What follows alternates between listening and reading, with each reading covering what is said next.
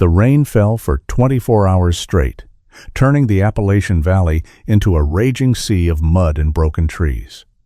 By the time Alice barred her cabin door, she was completely cut off from the world. The young botanist thought she would face the aftermath alone, but the next morning, the floodwater left something unexpected behind. Tangled in the debris near the swollen creek was a massive German shepherd, fiercely guarding an unconscious man. He was an active-duty Navy SEAL with a shattered leg, miles away from any military base. Before we dive in, let us know in the comments which country you are watching from, and if you love stories that melt your heart, please subscribe to support our channel. Alice sat at the heavy oak table in the center of her wooden cabin. She was a 26-year-old botanist. She wore a faded green flannel shirt, tough canvas pants, and heavy leather boots. Her dark brown hair was pulled back into a tight bun to keep it out of her face. Dirt permanently stained her fingernails from countless hours of digging in the rich mountain soil. Glass jars lined the thick shelves around her. Dried leaves, rare mosses, and delicate root samples rested on sheets of crisp white paper. The single-room cabin smelled of pine needles, damp earth, and old paper. She had lived deep in the Appalachian Mountains for 6 months. Isolation was her deliberate choice. It gave her the absolute quiet she needed. It gave her unbroken focus to study the rare plant life of the high-elevation region. The cabin was old but sturdy, built decades ago by loggers who knew how to withstand the harsh mountain seasons. The battery-powered radio sat on the corner of her table. It usually played soft country music or local news. Harsh static broke the calm afternoon silence. The music stopped. A stern voice cut through the white noise. The announcer spoke with terrifying speed.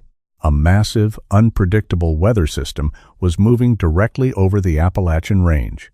He warned of historic rainfall. Flash floods were imminent. He urged all residents in low-lying areas to evacuate. Alice walked to the front door. She opened it and looked up at the sky. Dark clouds had already swallowed the distant mountain peaks. The wind howled through the tall pines, bending their tops with alarming force. Evacuation was impossible. The winding dirt road leading to the nearest town was over 20 miles away. The narrow wooden bridges would wash out in less than an hour under this kind of rain. She had no vehicle suited for thick mud. She had to stay and fight the storm from inside. Alice moved fast. Panic was useless in the wild. Action kept her alive. She ran to the storage shed behind the cabin. She grabbed heavy wooden planks and a heavy box of long iron nails. She carried them to the front porch. Her muscles burned from the effort. She nailed the thick boards over the glass windows. Her hammer struck the metal heads with loud thuds that echoed in the empty valley.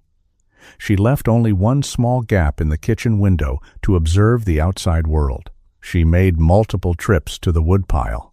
She carried heavy loads of firewood inside until her arms ached and her breath grew short. She stacked the dry logs high against the stone fireplace. Next, she grabbed the manual pump handle at the metal sink. She pumped the handle, filling every pot, plastic bucket, and empty glass jar with fresh drinking water. If the pipes broke or the well flooded, she would need every single drop. She turned her attention to her life's work. She gathered her field journals, loose research papers, and fragile plant samples. She placed them inside waterproof metal boxes. She lifted the heavy boxes onto the highest shelves near the ceiling. She checked her emergency survival supplies one last time. 2 heavy-duty flashlights, extra batteries, waterproof matches, a first aid kit, 6 cans of baked beans, thick strips of dried beef. She arranged them neatly in the center of the heavy oak table. The wind picked up speed. The cabin creaked under the invisible weight. Heavy drops of rain began to hit the metal roof. They sounded like gravel thrown against steel. The rain fell harder. It turned into a solid wall of water. The late afternoon sky turned pitch black, stripping away all daylight. Alice struck a wooden match. She lit her reliable kerosene lantern. The yellow flame flickered behind the glass. It cast long, dancing shadows across the rough wooden walls. Deep thunder shook the floorboards beneath her boots.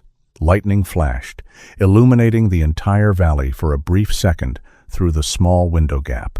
The creek behind her cabin swelled. The clear water turned muddy brown. It rushed past the smooth rocks with terrifying speed. It carried broken branches, dead leaves, and thick white foam. Alice sat by the stone fireplace. She wrapped a thick wool blanket tightly around her shoulders. She watched the orange flames dance in the hearth. The noise outside grew deafening. She could not hear the crackle of her own fire. She could not hear her own breathing. The wind tore viciously at the roof shingles. The giant trees bent under the relentless force. Thick branches snapped off. They crashed heavily against the side of the cabin, shaking the walls and making Alice flinch. She held her tin cup of hot tea tightly. Her knuckles turned white from the desperate grip. Hours passed in the dark. The storm did not stop. It worsened with every passing minute. Then, a terrifying new sound cut through the endless thunder. It was a deep, guttural roar. It came from the north. It came from the high, rocky ridges above her. Alice knew the mountain terrain perfectly. A massive natural dam of fallen trees, boulders, and packed earth blocked the upper canyon. The rain had been too heavy. The pressure was simply too great. The natural dam was failing. The roar grew louder and closer. It sounded like a massive freight train rushing uncontrollably down the steep mountainside. The solid ground vibrated violently under her feet. Alice dropped her tin cup. Hot tea spilled across the floor, but she did not care. She stood up fast. She backed away from the exterior walls. She moved to the exact center of the room. She stood near the heavy oak table, her hands flat on the wood. The floodwater hit the valley floor with explosive force. A massive, towering wave of thick mud, sharp rocks, and fully uprooted trees swept down the narrow creek bed. The angry water spilled violently over the banks. It crashed directly against the stone foundation of the cabin. The whole wooden structure violently shook. Dust and small wood chips fell from the ceiling rafters. The floor tilted slightly to the right. Alice grabbed the thick edge of the table. She braced her legs wide, preparing for the worst. Outside, giant pines snapped in half like dry twigs. Massive boulders rolled down the steep slopes, crushing everything in their path. The muddy water rose rapidly to the bottom of her heavy wooden door. It seeped slowly through the small cracks. Cold mud spread across the floorboards, soaking her boots. Alice held her breath. Her heart hammered against her ribs like a trapped bird. She waited for the walls to collapse inward. The water roared around her small sanctuary. Nature showed its full fury. She was entirely alone, trusting the old wooden beams to hold against the end of the world. Dawn broke over the Appalachian Mountains. The heavy rain finally slowed to a steady drizzle. The terrifying roar of the floodwater faded into a dull rumble. Alice sat in the center of her cabin. She had not slept. She stood up and walked to the front door. Her muscles felt stiff. She pulled the heavy wooden bar away and opened the door. The valley was completely destroyed. Thick brown mud covered the green forest floor. Massive pine trees lay snapped in half. Boulders rested in places they did not belong. The creek had swollen beyond its banks, leaving behind a trail of destruction. The water level had dropped, but the current remained fast and dangerous. Alice stepped off the porch. Cold mud immediately soaked her boots. She needed to check the perimeter of her cabin. She needed to assess the damage to her water well and storage shed. She walked slowly toward the creek bank. The morning air was cold and smelled of broken wood and wet earth. Something unusual caught her eye. A large, dark shape lay tangled in a massive pile of broken branches near the water edge.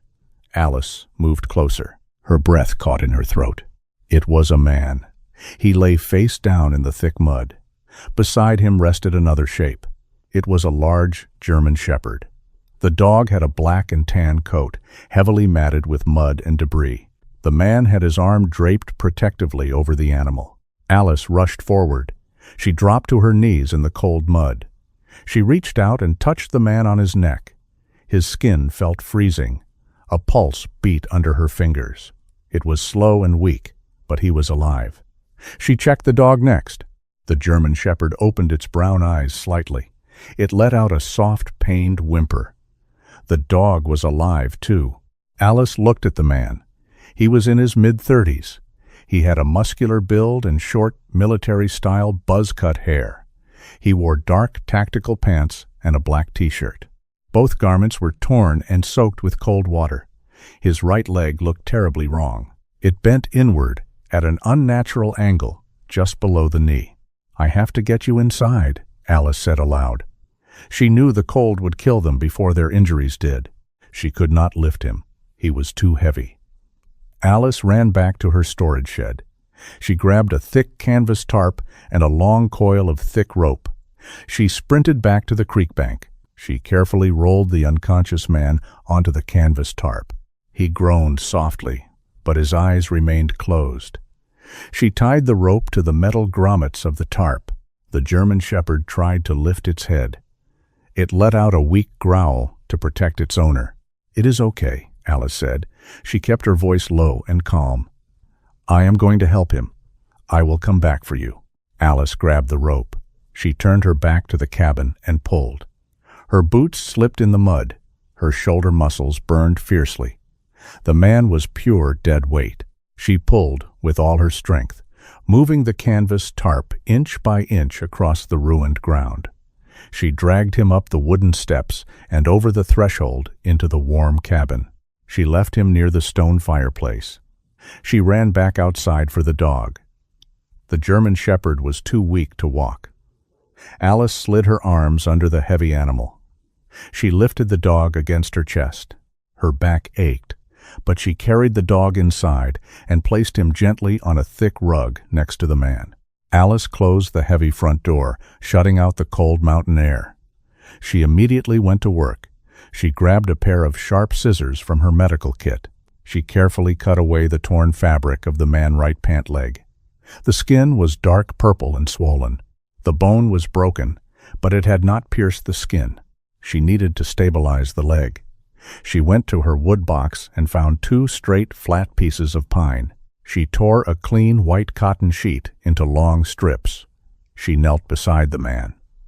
She placed the wooden splints on both sides of his injured leg.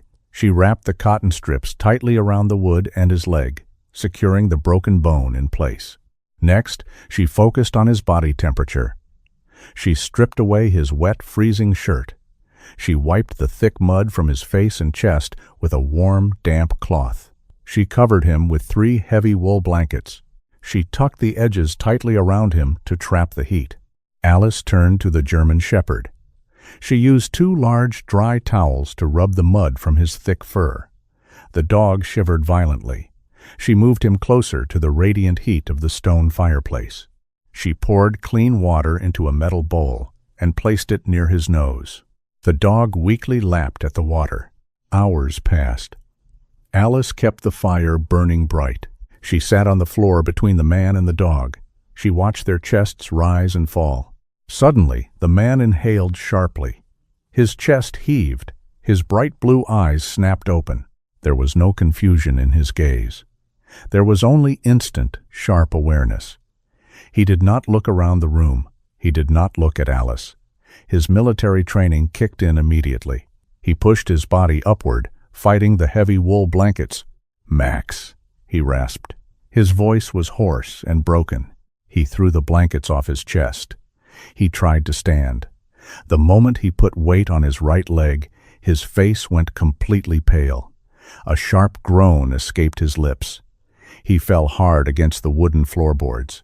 He did not stop. He ignored the agonizing pain in his shattered leg.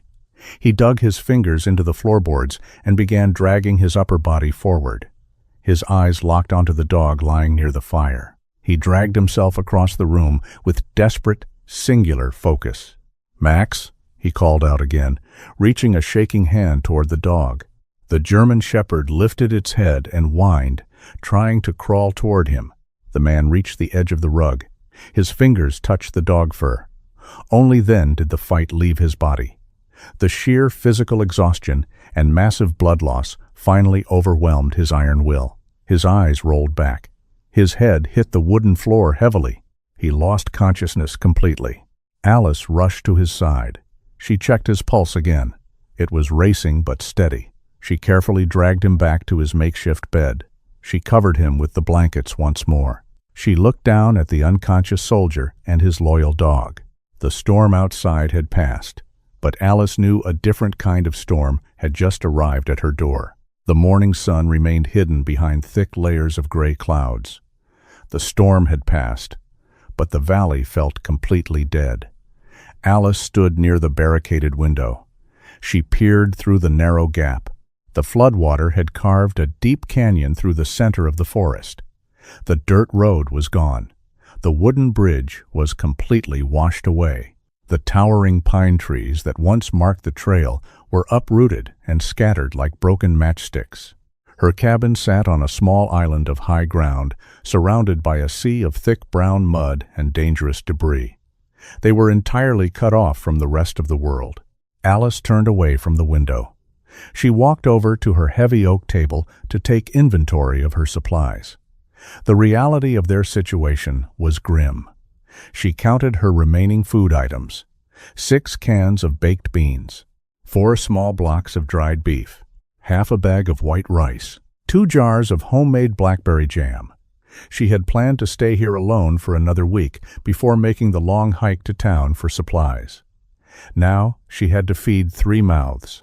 She arranged the cans neatly. She decided to cut her own daily rations in half. She needed to keep the injured man and the large dog strong. A low groan came from the floor near the stone fireplace. Alice quickly walked over. The man was awake. His blue eyes were clear, though tightened with obvious pain. He looked at his splinted leg, then looked up at Alice.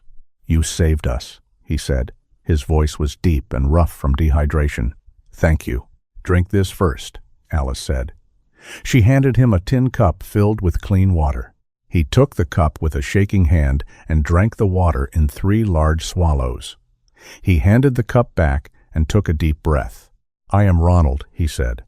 "I am an active-duty Navy SEAL. Max and I were out on a hiking trip before deployment. The storm hit faster than the radio predicted.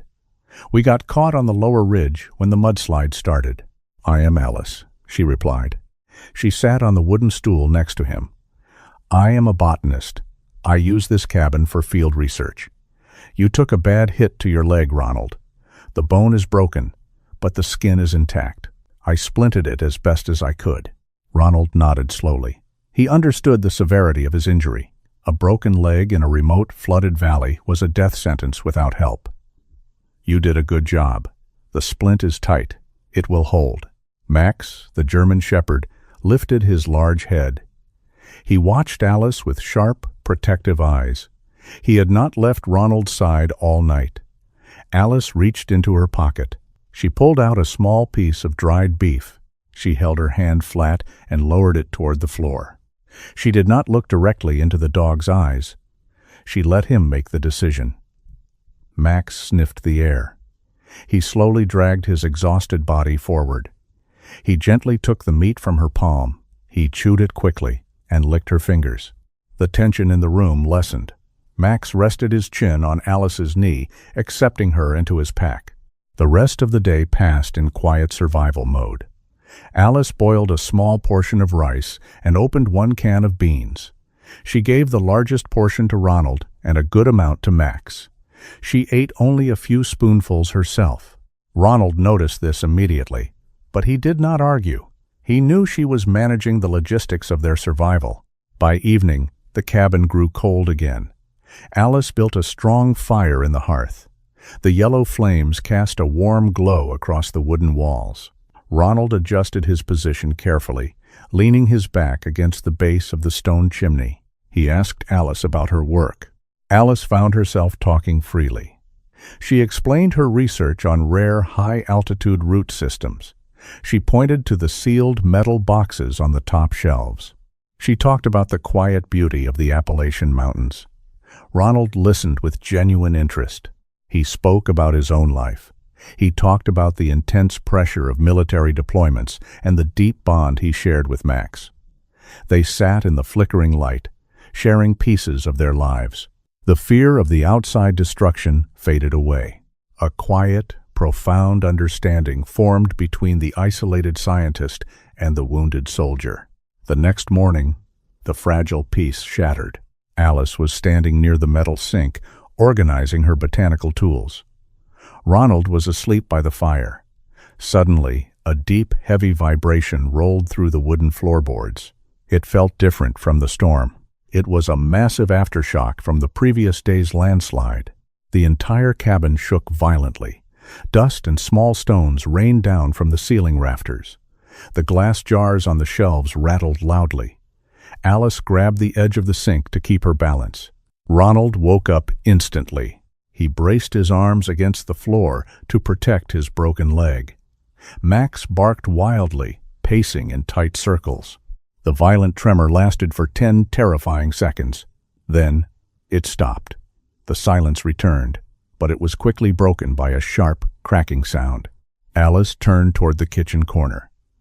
The thick plastic pipe that connected her manual water pump to the outside mountain spring had snapped.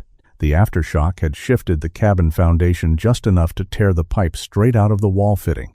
High-pressure spring water exploded into the room. It shot across the kitchen, soaking the wooden cabinets and splashing against the ceiling. "The pipe!" Alice yelled. She ran to the sink and tried to push the broken plastic pieces back together. The water was freezing cold. The pressure was incredibly strong. The water slipped right through her wet fingers and continued to flood the room. "Shut off the main valve outside," Ronald shouted, struggling to sit up. "There is no valve," Alice shouted back, her voice tight with panic. "It is a direct gravity feed from the mountain spring." The water poured onto the floorboards, quickly forming a large pool that spread toward the center of the cabin. The floodwaters outside were heavily contaminated with toxic mud, dead animals, and debris. This broken pipe was their only source of clean drinking water. If Alice could not stop the leak and save the water, they would die of thirst long before anyone came to rescue them. She pressed both hands over the broken plastic, fighting a desperate battle against the relentless flow. Ronald dragged his body across the floor. He ignored the burning pain in his splinted leg. He reached the edge of the kitchen area. He quickly assessed the catastrophic situation. His military training took over. Panic was the enemy. Clear, decisive action was the only way to survive. "Alice, look at me," Ronald shouted over the roar of the water. Alice turned her head. Her hair was completely soaked, plastered against her pale face. Her eyes were wide with fear, but she held her ground against the high-pressure flow. "I cannot hold it much longer," she yelled back. "The pressure is too strong." "You have to hold it," Ronald commanded. His voice carried the absolute authority of a Navy SEAL in a combat zone. "Listen to me very carefully. Do you have any thick rubber? A bicycle tire tube? A heavy waterproof bag?" Alice thought for a split second. "Yes, under the sink. A roll of thick rubber patching material for my inflatable raft." "Good. Keep holding the pipe. Do not let go." Ronald pulled himself closer. He reached under the wooden cabinet doors. He pulled out a small plastic bin. He found the roll of black rubber. He also found a roll of silver heavy-duty tape and a pair of rusty pliers. "I need metal wire," Ronald said. "Something strong." "In the red toolbox near the door," Alice grunted. Her arms were shaking violently from the effort and the freezing temperature of the water. Ronald looked at the red toolbox. It was 10 feet away. He gritted his teeth. He grabbed the wooden stool leg and pulled himself forward. He dragged his heavy, injured body across the wet floor. He reached the toolbox. He flipped the metal latch and rummaged inside. He found a thick spool of copper wire. He grabbed it and dragged himself back to the kitchen counter. "Okay, I am ready," Ronald said. He sat up slightly, bracing his back against the lower cabinets. "When I say go, you pull your hands away. I will wrap the rubber tightly around the brake. You will immediately wrap the tape over my hands to secure the rubber. Do you understand?" "Yes," Alice replied. Her teeth were chattering. "Go!" Ronald shouted. Alice pulled her hands back. The freezing water exploded outward again. Ronald thrust his hands directly into the high-pressure stream. He wrapped the thick black rubber tightly around the jagged plastic brake.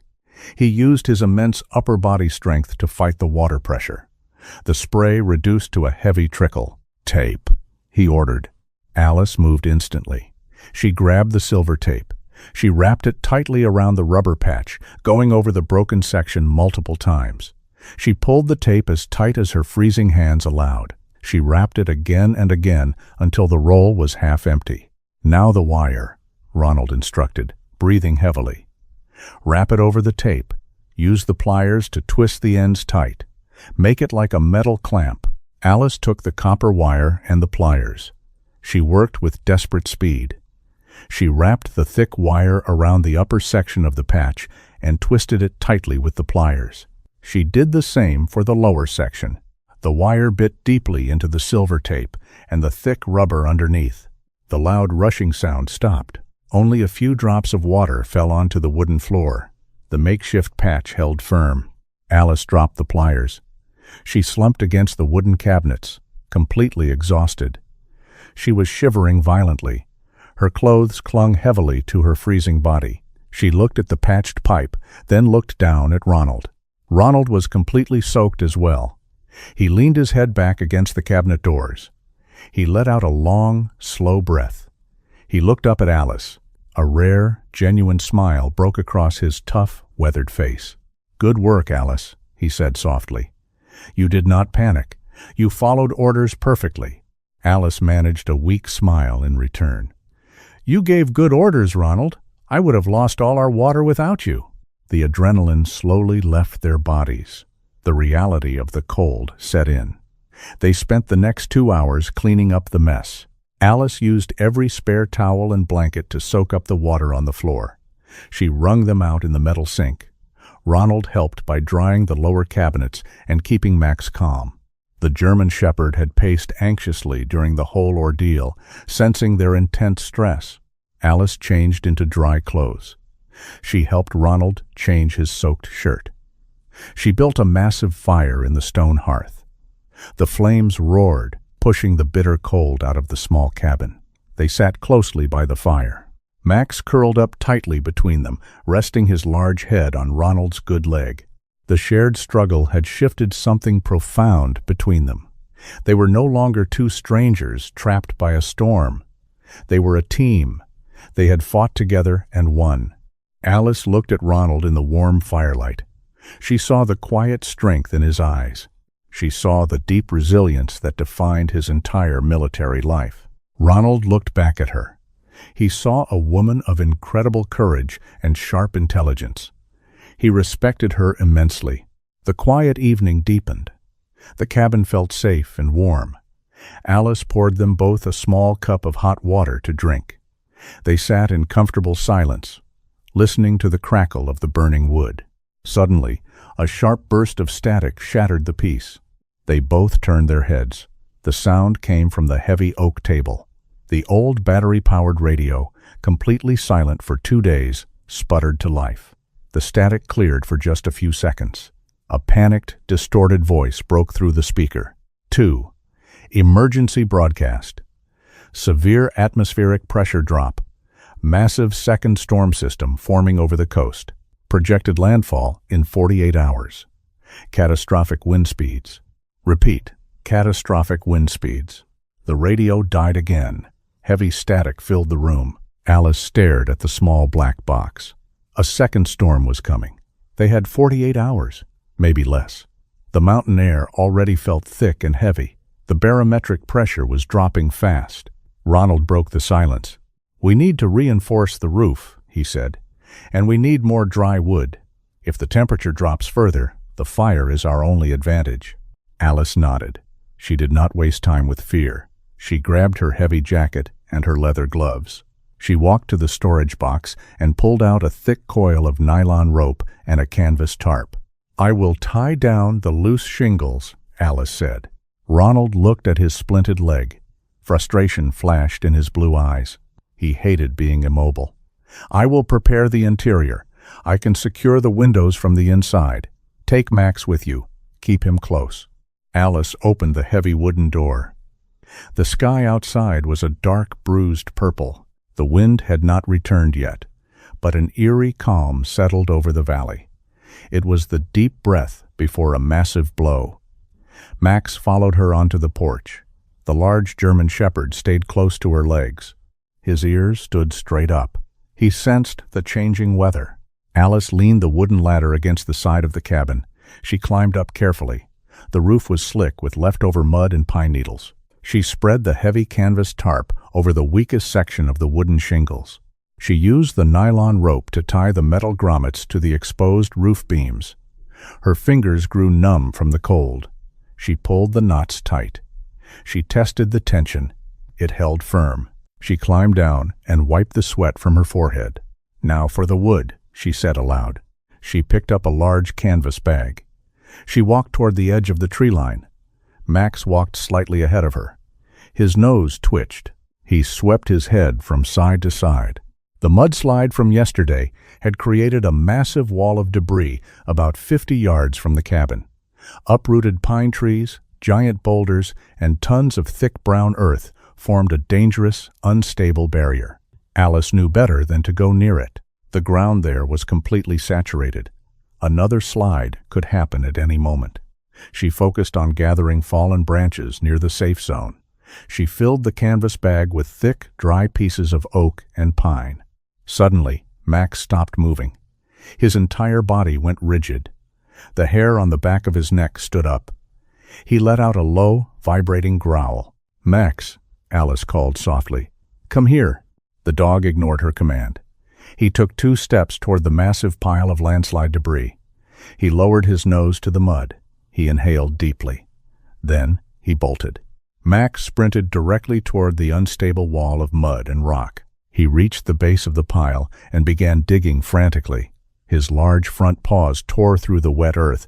Mud flew into the air behind him. He barked loudly. It was not a warning bark. It was an urgent, desperate sound. Alice dropped the canvas bag.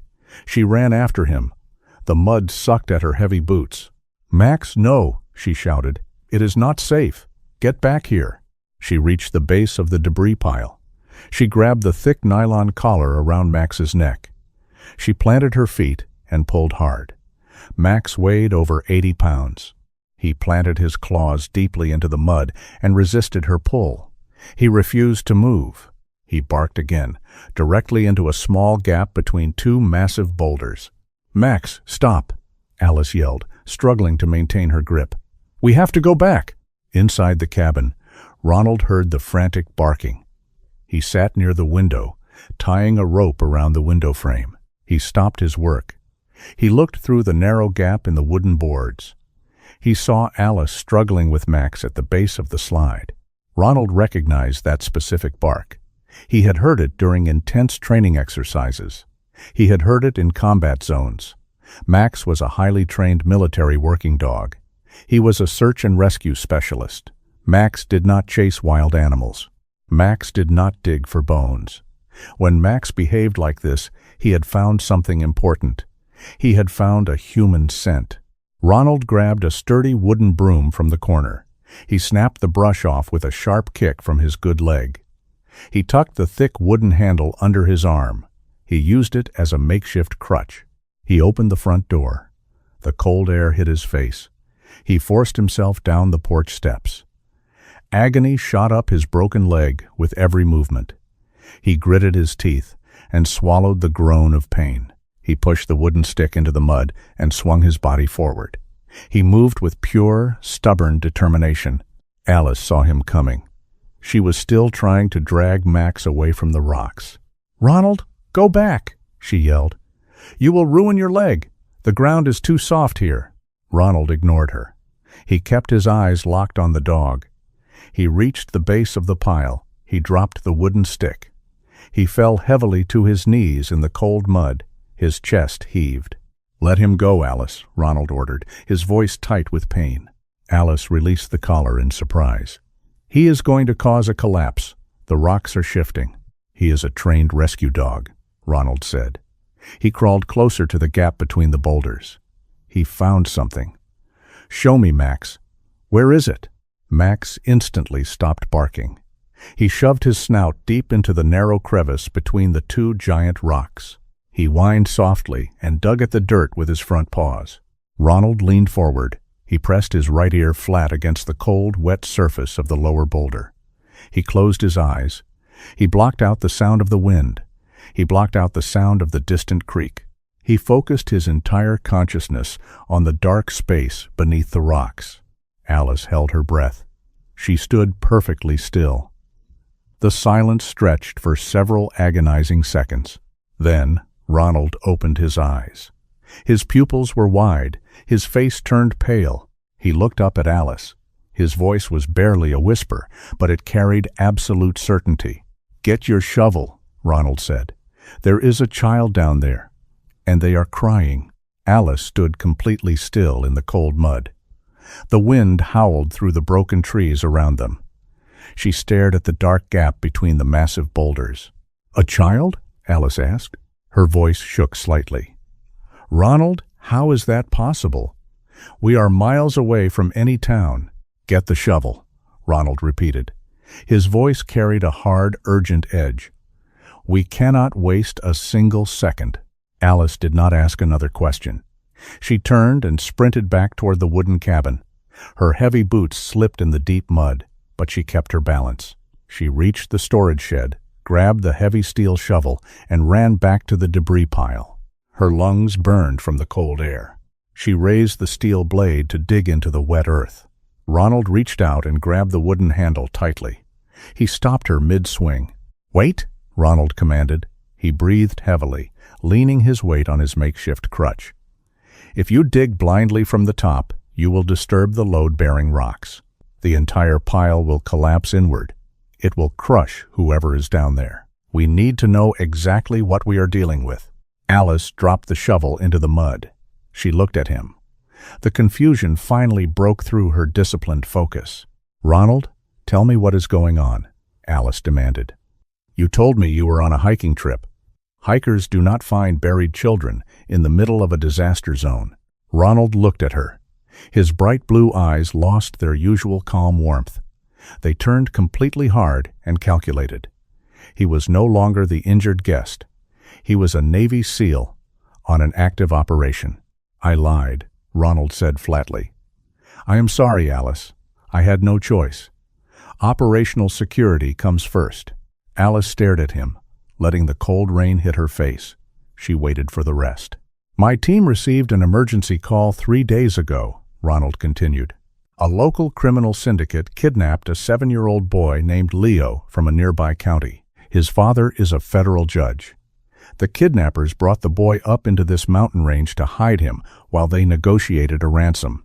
Alice felt a cold chill run down her spine that had nothing to do with the weather. "Max and I tracked them," Ronald said. He looked down at his dog. Max remained at the rock gap, whining softly. "We found their camp just before the first storm hit. The kidnappers panicked when the heavy rain started. They tried to move the boy across the ridge. The mudslide hit their camp directly. I saw 2 of the men get swept away instantly, but little Leo managed to break free. He ran higher up the rocky slope. Max caught his scent, but the mudslide cut us off. I broke my leg trying to cross the unstable ground to reach him. I thought the boy was gone." Ronald looked back at the dark crevice. Max found him. The boy must have crawled deep into a natural rock fissure to escape the falling trees and the mud. The landslide buried the main entrance behind him. Alice absorbed the heavy information. Panic tried to take hold of her mind, but her scientific training pushed it away. She was a botanist. She studied the earth. She knew this specific part of the mountain better than anyone else alive. She looked at the massive pile of debris. Then she looked at the surrounding terrain, measuring the slopes and the tree lines with her eyes. "This is a limestone ridge," Alice said. Her voice grew steady and confident. "Water carves deep tunnels through the rock beneath the topsoil. I mapped the root systems of the ancient pines around here. The roots follow the underground hollows to find hidden water sources." Ronald shifted his weight, wincing slightly. "Do you know where this specific hollow leads?" "I need my field journal," Alice said. She turned toward the cabin. "Follow me." They moved back to the cabin. The sky above grew darker by the minute. Thick, bruised clouds churned violently over the peaks. The temperature dropped sharply. The second storm was arriving much faster than the radio had predicted. Inside the cabin, Alice grabbed a piece of charcoal from the fireplace. She pulled a large sheet of thick white paper from her desk. She spread the paper flat on the heavy oak table. She drew a rapid, precise map of the surrounding area. She marked the cabin, the creek bed, the slope angle, and the massive debris pile. "Look," Alice pointed at the black charcoal lines. "The main sinkhole is right here, directly under the center of the debris pile. The boulders on top are too heavy to move without heavy machinery." But limestone caves always have secondary ventilation shafts. They are narrow, natural tunnels that feed air into the main underground chambers. Ronald leaned over the table. He studied the map carefully, memorizing the terrain details. "Where is the opening to this ventilation shaft?" Alice drew a large X about 20 yards to the right of the main debris pile. "It is near the base of the old dead oak tree. The mudslide did not cover that section completely. It is hidden under thick brush and thorny vines." "Can a person fit through it?" Ronald asked. "A small person," Alice replied without hesitation. "I might fit. You definitely will not." Ronald looked down at his splinted leg. He hated his current physical limitation. He was a highly trained special operator. He was supposed to do the dangerous work, but right now, this brave botanist was the only hope for the trapped boy. "We have to try," Ronald said quietly. "How deep is the drop?" "Maybe 15 feet, Alice said, tracing the line with her finger. "It drops almost straight down, then angles sharply toward the main chamber where Max found the scent." A sudden, deafening crack of thunder shook the entire cabin. The sound was so loud it rattled the glass jars on the shelves. The single window vibrated violently in its wooden frame. The second storm hit. Heavy, freezing rain began to pound against the metal roof. It did not start slowly. It dropped from the black sky like a solid, crushing wall of water. The wind screamed through the valley, tearing viciously at the reinforced shingles on the roof. Alice grabbed her heavy jacket. She picked up a powerful tactical flashlight and extra batteries. She grabbed the thick coil of nylon rope from the floor. Ronald secured his jacket tightly. He picked up his wooden crutch. Max stood near the door, barking aggressively at the loud thunder. "Alice," Ronald said. He put a heavy, calloused hand on her shoulder. He looked directly into her eyes. "This is incredibly dangerous. The ground is highly unstable. The heavy rain will flood that narrow tunnel very quickly. If you get stuck, the water will drown you." "I know," Alice said firmly. She did not look away. "But we cannot leave him alone in the dark. He is just a little boy." They stepped out onto the porch. The wind instantly pushed Alice backward. She leaned her weight forward, lowered her head, and stepped into the freezing rain. Ronald followed her, struggling painfully to keep his balance in the slick mud. Max ran ahead, leading the way through the storm. They reached the base of the old dead oak tree. Alice dropped to her knees in the thick brush. She ignored the sharp thorns tearing at her canvas pants. She used her bare hands to rip away the dead vines and wet leaves. The cold mud sucked at her skin. She found it. A dark, jagged hole in the earth. It was barely wider than her own shoulders. Alice turned on her flashlight. She aimed the bright beam straight down into the hole.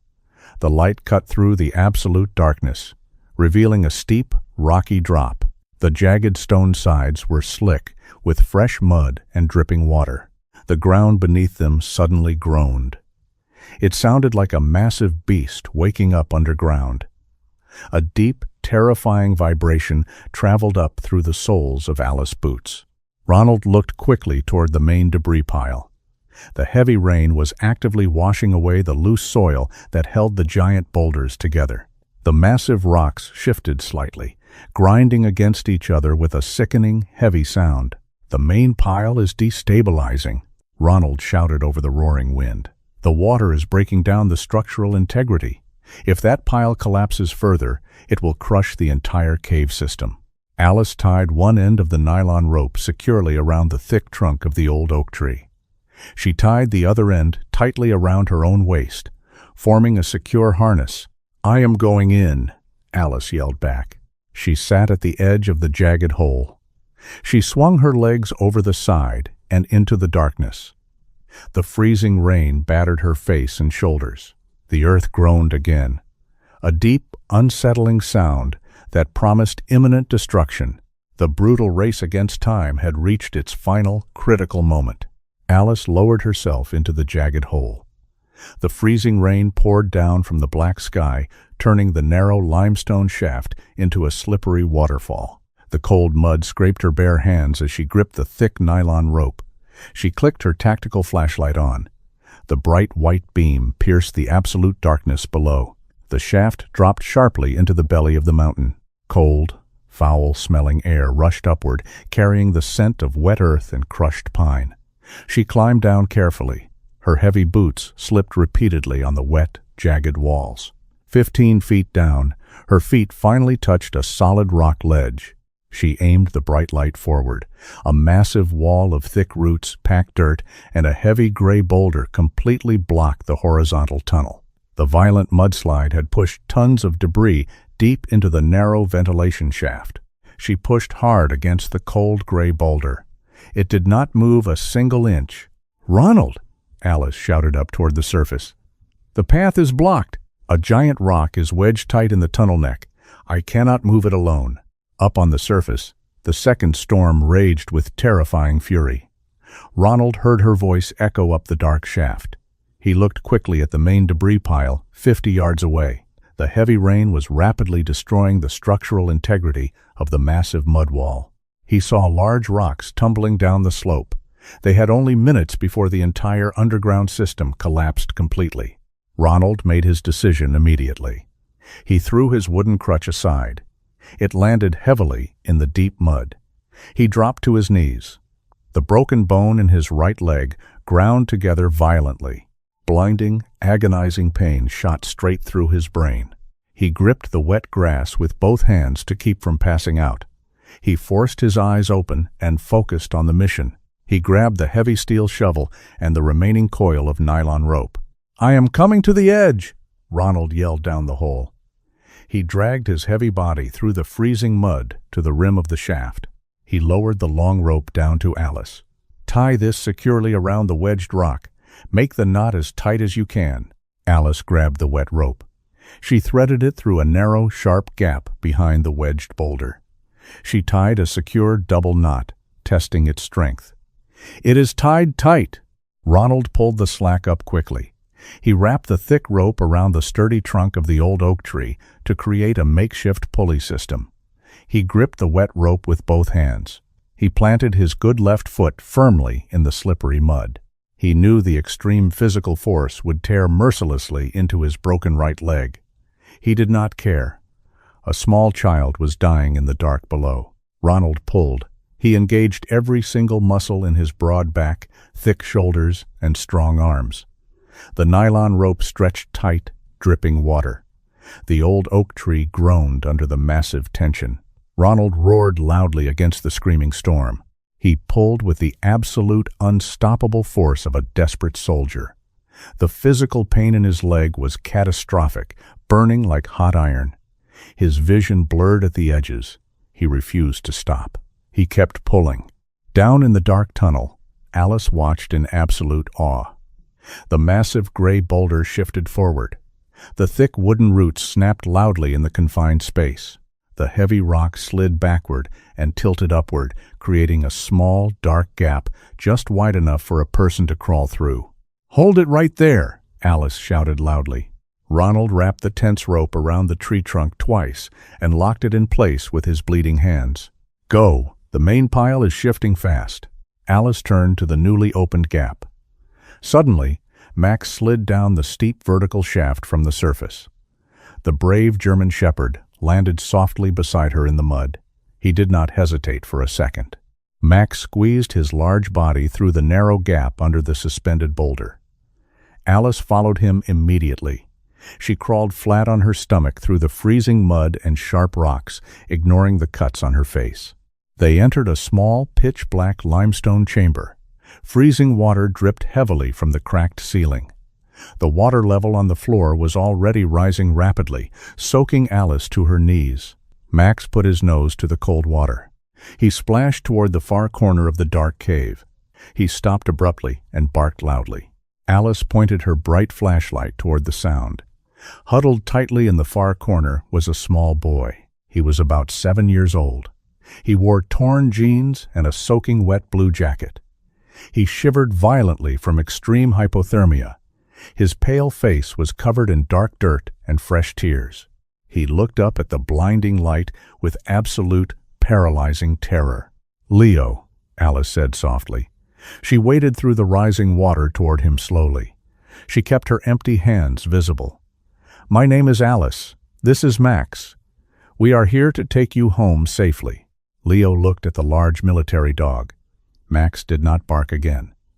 The gentle German shepherd walked forward and softly licked the terrified boy on his muddy cheek.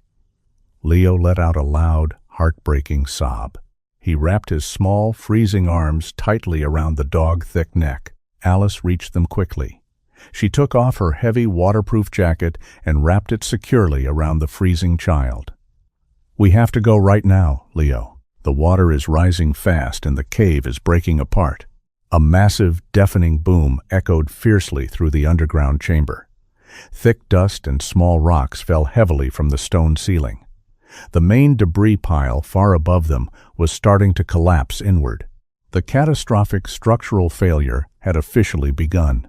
Alice grabbed Leo tightly by his small hand. "Run!" They scrambled desperately back through the rising water toward the narrow gap.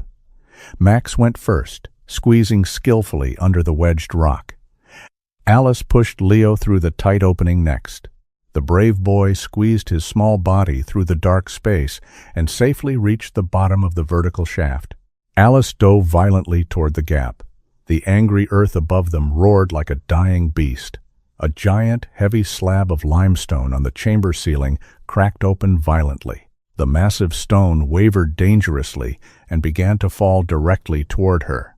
Alice threw her body forward with all her remaining strength. She slid completely under the wedged rock just as the giant ceiling slab crashed down heavily behind her. The violent impact shook the entire mountain to its core. The narrow gap slammed completely shut, permanently sealing the flooded chamber they had just escaped. Alice lay flat in the mud, breathing heavily. She looked up the steep 15-foot drop. Ronald was looking down at them from the surface. His face was completely pale and exhausted, but his eyes burned with fierce relief. "Pull him up quickly!" Alice yelled over the deafening noise of the shifting rocks. She tied the end of the long rope securely around Leo's small waist. Ronald pulled firmly from the surface. Alice pushed the boy upward from below. Leo scrambled bravely up the slick rock wall until Ronald grabbed his blue jacket and hoisted him safely out of the dangerous hole. Max scrambled up the jagged rocks using his powerful claws and leaped out onto the wet grass. Alice was the last one left at the bottom. The ground vibrated violently under her boots. The unstable walls of the narrow shaft began to crumble rapidly. "Alice, grab the rope right now!" Ronald screamed. She grabbed the thick nylon cord. Ronald pulled with the very last ounce of his remaining strength. Alice climbed frantically. Her heavy boots found small, temporary holds in the crumbling rock face.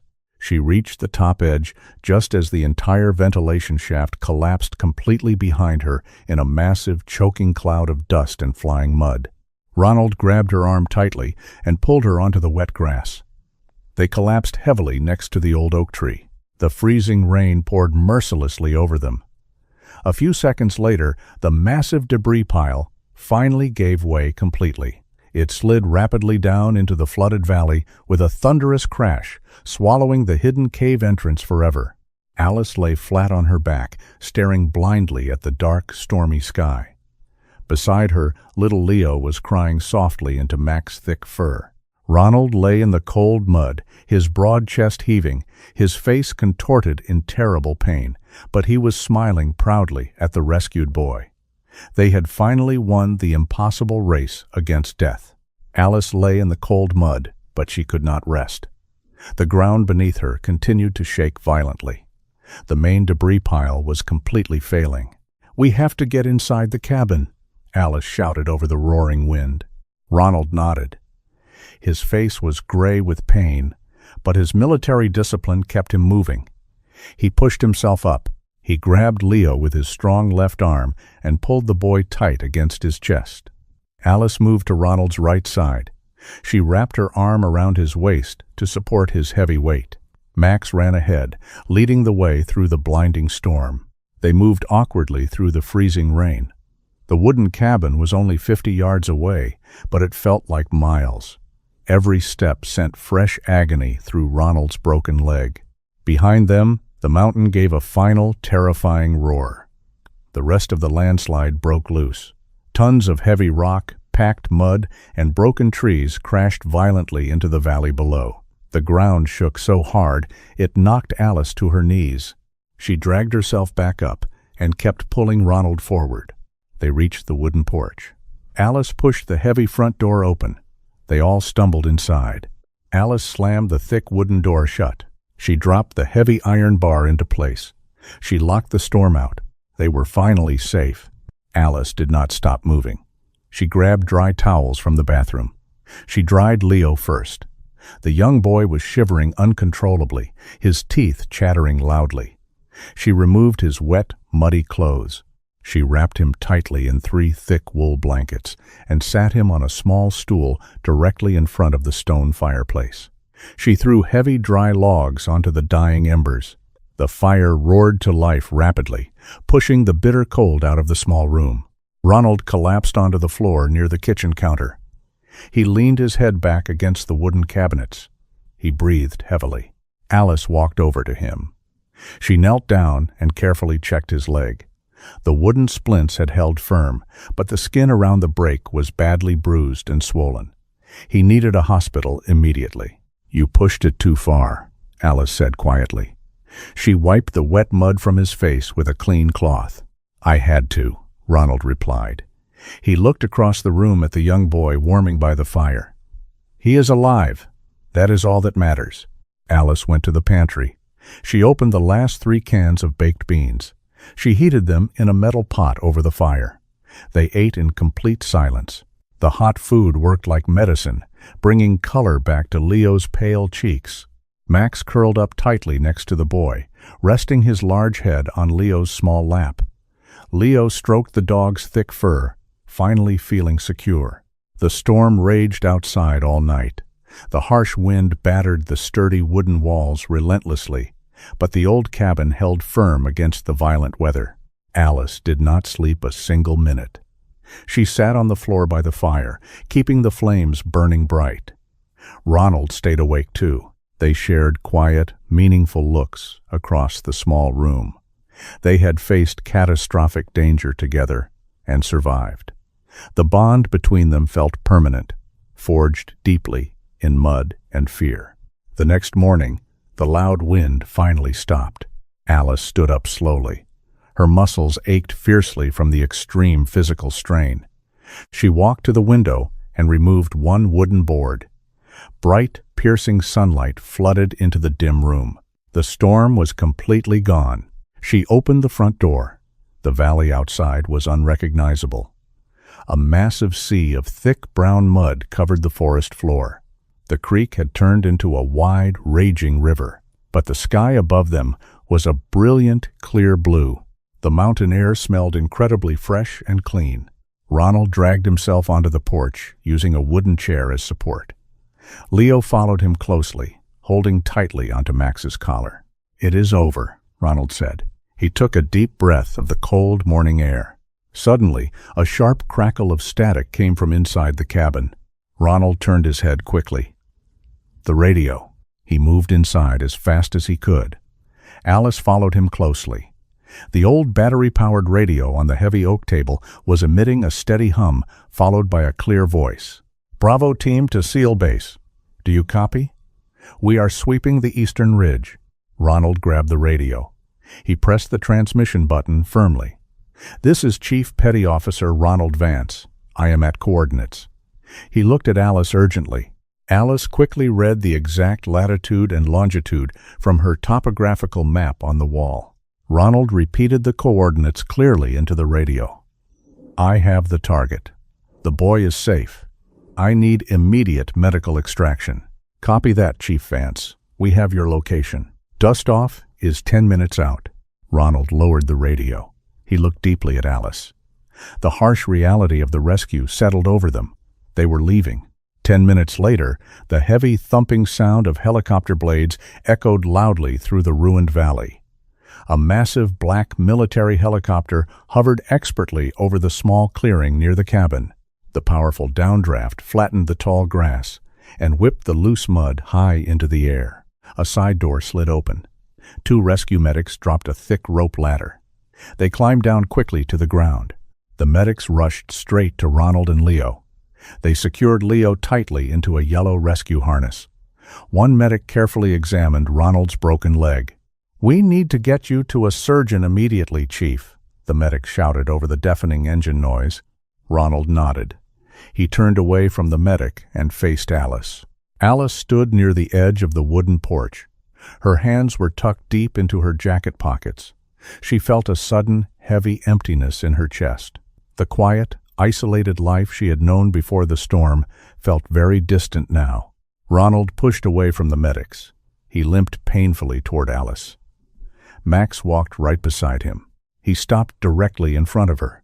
The loud helicopter noise made talking difficult, but his blue eyes were completely clear and focused on her face. He reached into his tactical pocket. He pulled out a small, heavy silver coin. It was his official Navy SEAL Challenge coin, too. It carried the proud emblem of his elite military unit. He took her hand firmly.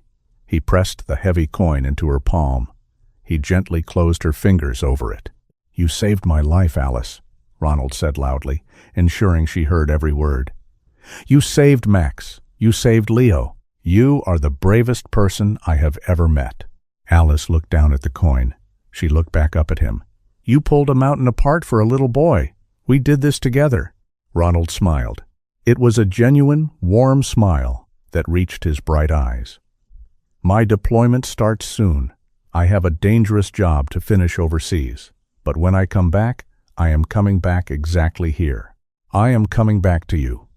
Keep this coin safe until I return." Alice squeezed the cold metal tightly in her fist. "I will hold you to that promise, Ronald." Max stepped forward. He nudged Alice's hand affectionately with his wet nose. She knelt down and hugged the large dog tightly around the neck. "Keep him safe, Max," she whispered into his thick fur. Max let out a soft, happy bark. Ronald turned around. The medics helped him walk toward the rope ladder. They secured him safely into a harness. The helicopter winch began to pull him slowly up into the cabin. Alice stood alone in the muddy clearing.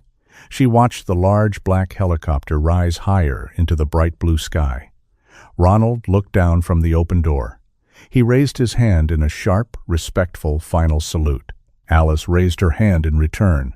The helicopter banked sharply and flew quickly over the mountain ridge, disappearing completely from sight. The ruined valley grew quiet again. The loud engine noise faded into the natural sound of rushing water. Alice stood silently in front of her damaged cabin.